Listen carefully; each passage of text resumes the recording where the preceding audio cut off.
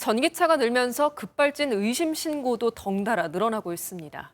하지만 차량 결함으로 급발진이 인정된 사례는 지금까지 단 한 건도 없었는데요. 어떤 점에서 분쟁이 되고 있는지 김영현 기자가 취재했습니다.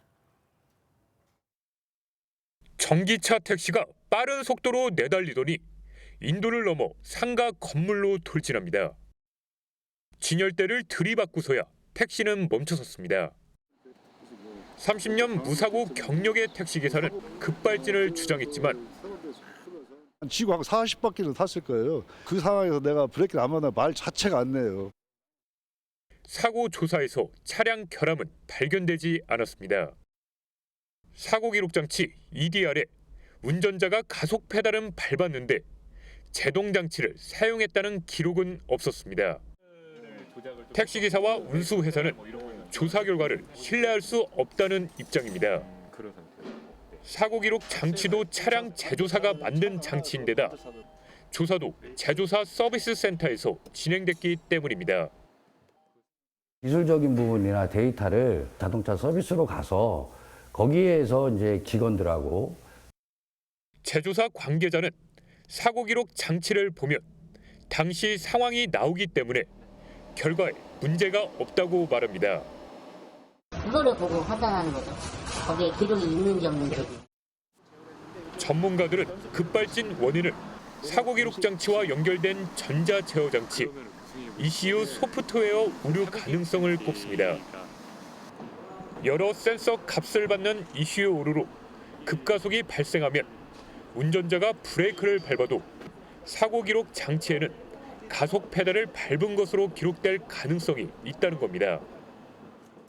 그러니까 EDR 장치에 기록되는 시그널 자체가 ECU를 통해서 오기 때문에 ECU가 고장났으면 그 신호도 못 믿겠다라는 게 논란의 중심이거든요. 전기차 특성상 모터 하나가 구동과 제동 일부를 담당하기 때문에 원하지 않는 출력이 발생할 수 있어 급발진 가능성은 더 커집니다. 하지만 차량 결함을 인정받으려면 현행법상 운전자가 소송을 통해 사고 원인을 밝혀야 하는데 현실은 녹록지 않습니다. 하루 쉬면은 그 시간 때문에 생활고에 시달리는 형편에 처해 있는 사람한테 그걸 사고 증명을 하라느니. 지난 6년간 국내에서 발생한 전기차 급발진 의심 사고는 모두 20건. 하지만 차량 결함에 의한 급발진으로 인정받은 사례는 단 한 건도 없습니다.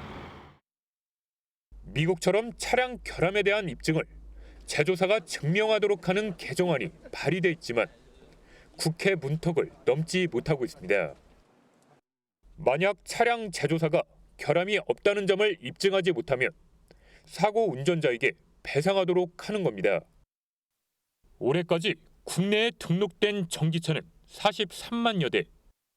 전기차 운전자들은 갈수록 급발진 의심 사고를 둘러싼 논쟁이 커질 것이라며 하루빨리 제도 개선이 필요하다고 입을 모읍니다. MBN 뉴스 김영현입니다.